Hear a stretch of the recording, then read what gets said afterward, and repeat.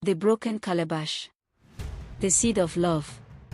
In the heart of Onitsha, where the hustle of the market never sleeps and the smell of roasted corn lingers in the evening air, lived Obinna and Nkechi.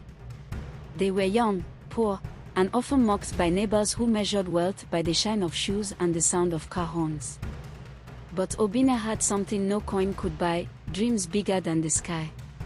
Nkechi, though her hands often smelled of firewood smoke, had something rarer than beauty, loyalty.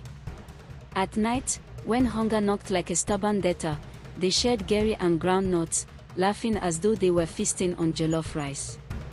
When the roof leaked, they called together on a mat, whispering promises of a better tomorrow. Nkechi, Obinna would say, holding her rough hands in his, "One day, the world will know our names." And she would smile, even with tears in her eyes, "Even if the world never knows us, Obinna, I will still stand by you." For a tree is not judged by the noise of its leaves, but by the sweetness of its fruit. The village gossips mocked her choice. "You, a fine girl like this, wasting your youth on a man with empty pockets. Foolishness." But Nkechi's heart was not moved. She remembered her mother's words, "The one who follows the path of gold may trip into the pit of greed, but the one who walks with love will never walk alone."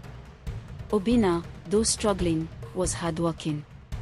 He carried blocks at construction sites, pushed wheelbarrows in the market, and sometimes trekked miles just to deliver little goods. And each time he returned, covered in dust and sweat, Nkechi washed his clothes, cooked whatever they had, and whispered hope into his weary ears. They had nothing, yet they had each other. Their love was like palm oil, staining everything it touched, refusing to be hidden. But in the shadows of their joy, destiny watched silently.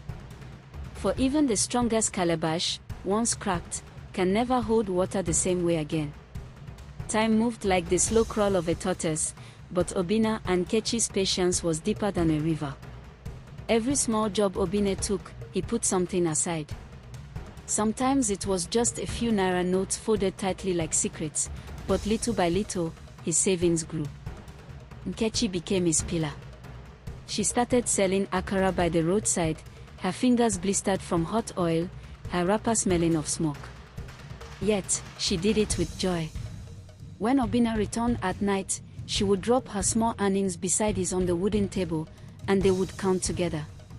"Obim," she would say softly, "money may be small, but it is like drops of rain. Enough drops will fill the river."